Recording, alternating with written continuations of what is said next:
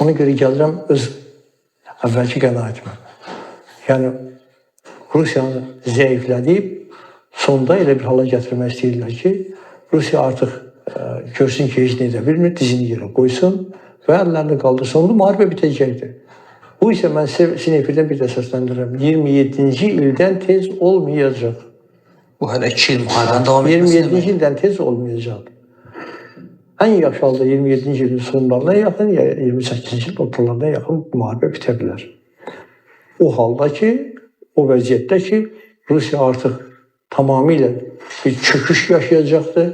Rusiyanın içərisində artıq insanlar baş qaldıracaqdır və Rusiya başa düşəcək ki, başqa yol yoxdur, alternativ yol yoxdur. Nə varsa onunla barışmaq lazım və sülhə getmək lazım. Bax, o halda artıq Rusiyanın özü də qərbdən tam asılı bir vəziyyətə gəlmişəcək. Bugün asılı vəziyyətə düşə bilmir. Görüşdü meydan oxuyur.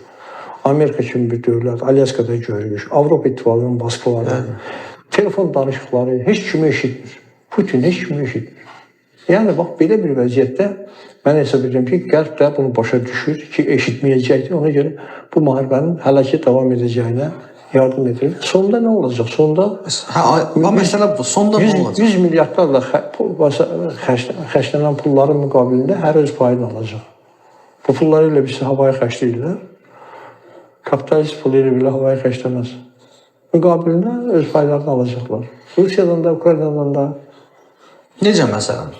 Pay şəklində, resurslar şəklində, bəlkə də torpaq şəklində. Biz bilmirik ki, Rusiyanın içində 2 ildən sonra nələr baş verir. Siz maraqlı bir ifadə işlətmişdiniz. Bəlkə vətəndaş müharibəsi düşəcək, parçalanacaq. Daha çox ehtimallardan biri Rusiyanın 3 yerə parçalanması.